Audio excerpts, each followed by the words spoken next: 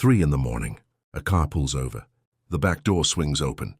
And someone gets shoved out. Not on a sidewalk, not in a park, in an abandoned construction site, surrounded by shattered glass, rusted metal, darkness, and a rope tied to an iron post, so tight she could barely breathe. They thought nobody would ever find her. They thought the concrete would swallow her cries. They were wrong.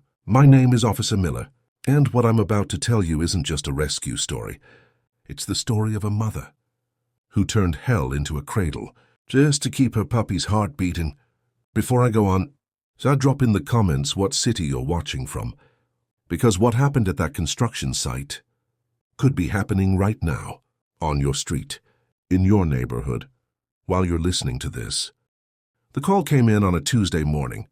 One of those calls where you just know something's wrong. Just by the tone. Officer Miller. There's a dog crying at the construction site, all night long. Nobody knows who she belongs to. I hung up, grabbed my keys, and I went. When I got there, the sun was still low. That kind of light that makes everything look like a ghost. The site was just structure, steel, raw concrete. Half-finished walls.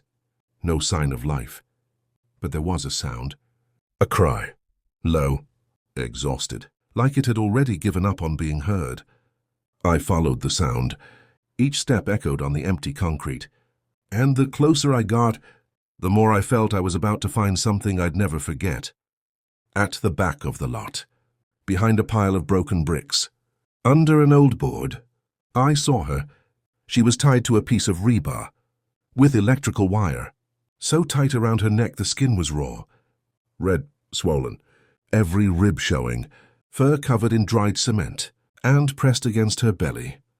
A puppy, tiny, motionless, curled up like he was trying to disappear. I froze, because in that second I understood. She wasn't abandoned alone.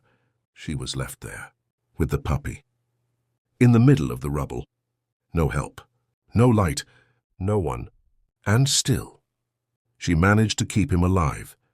I named her Rosie, and the puppy Rusty, because everything there was rust, except her heart. The construction crew surrounded me. One of them said, "We got here early," and the crying was already there.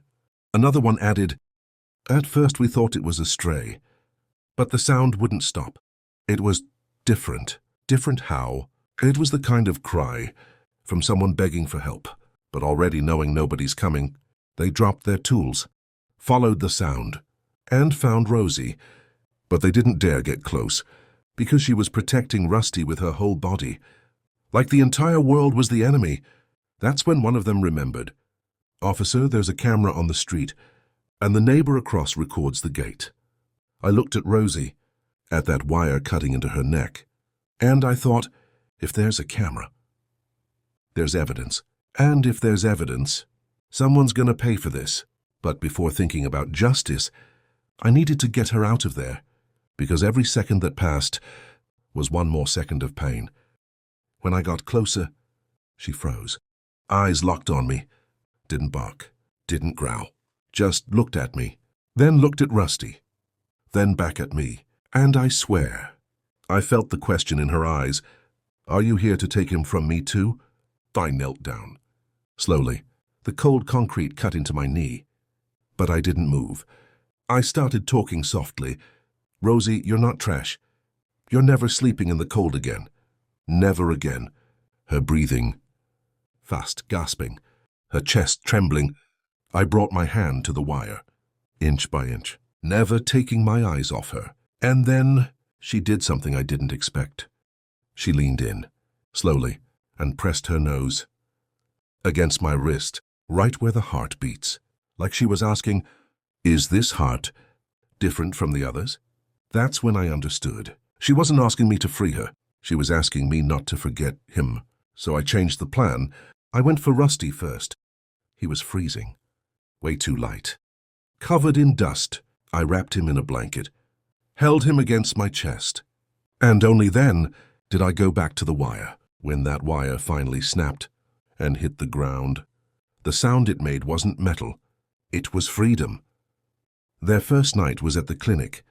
Real blankets, heat lamps, gentle hands. Rosie had wounds on her neck, on her paws, and deep in her eyes. Rusty had worms, mild pneumonia, and a little body that had never known comfort. Weeks went by.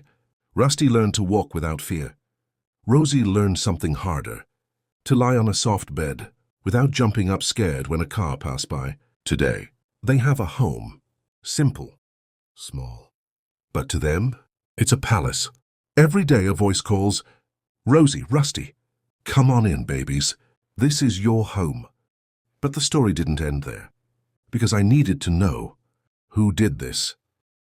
I went back to the site, talked to neighbors, knocked on every door, until the cameras spoke. 3:17 in the morning, a car pulls up in front of the construction site. Headlights illuminate the open gate. The back door opens, and you can see 2 bodies being pushed out, Rosie and Rusty. She still tried to run after the car, but the wire around her neck was already tied to the rebar. She must have stayed there, watching the taillights disappear down the street, understanding that the one she trusted had used a construction site as a trash can. All night long, people walking by heard her crying. Some recorded it on their phones, some laughed, but nobody went in to help, not even when it started to rain. She spent hours there, soaking wet, freezing, trying to protect Rusty with her own body, until sunrise, until the crew showed up. Until I arrived, the license plate led to a name, the name led to an address, and the address was a puppy mill. I didn't go alone, called my team, and requested backup from the local PD, because when you're dealing with people who treat life like merchandise, you don't know what you'll find on the other side of that gate. We arrived early morning. Simple house from the outside, high fence, locked gate, heavy iron chains securing the entrance. We called for the owner, once, twice, no answer. But from inside, you could hear it. Multiple dogs barking at once. It wasn't happy barking. It was pure desperation. We cut the chains. The gate swung open with a sharp sound, and what we saw was exactly the hell I imagined. Puppies in cages, stacked up, breeding females, skin and bones, teats dried out from constant breeding. No vaccines, no papers, no mercy. Floor covered in feces, empty bowls, and a smell you never forget. That's when he showed up, coming out of the house in flip-flops, dirty t-shirt, face of someone who just woke up, and the first thing he did was yell, "What the hell are you doing here? You can't just come in like this." I looked at him, then looked at the dogs, then looked back at him, and said, "Yeah, we can." And we just did. He came at me all worked up. "You don't have a warrant. This is private property." I took a step toward him. "Private property? You know how many animals are suffering here while you were sleeping? You know there's a puppy with pneumonia in that cage. You know there's a malnourished female who can't even stand up." He tried to deflect.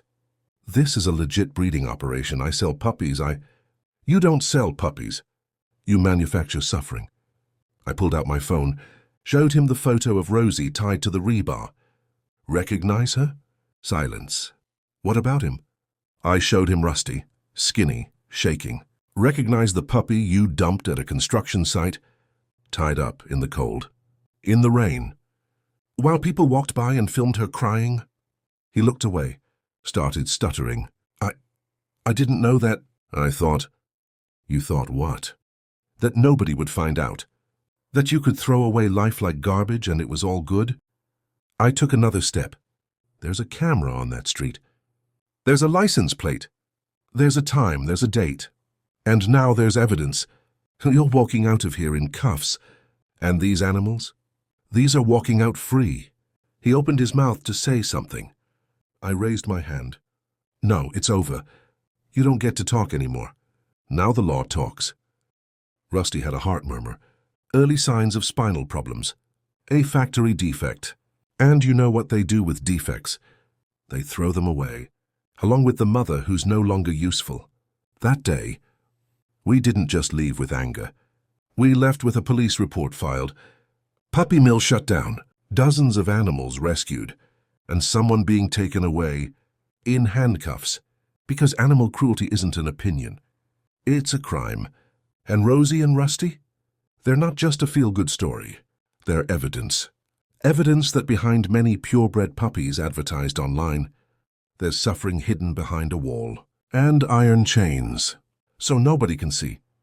If you made it this far, it's because something about this story got deep into your heart. And you need to understand something.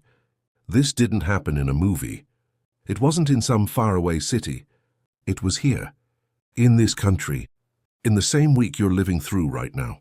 While Rosie was crying tied to that rebar, people were walking by, seeing, recording, laughing, and moving on. While Rusty was freezing, pressed against his mom, there were people sleeping in warm homes, not imagining that on the other side of the wall, two hearts were begging for a chance. Drop in the comments what city you're watching from, and answer me this: if it was on your street, would you be the one who walks by and records, or the one who stops and takes action? Because the difference between Rosie surviving or dying that night was one phone call. One call from someone who thought that crying mattered. In your city, there's also dogs tied to posts, puppies dumped in empty lots, animals starving behind walls. And most of the time, there are people seeing it, but pretending they didn't. As long as there's a single animal being treated like trash, our mission isn't over. And you have 3 choices right now. 1, close this video and forget about it. 2, share this story with someone who needs to hear it. 3, be the next person who makes that call. That saves a life, because at the end of the day, Rosie wasn't saved by a hero. She was saved by someone who simply called. And you? Will you be the voice for those who can't speak? Or will you let the crying echo until it fades into silence? The choice is yours.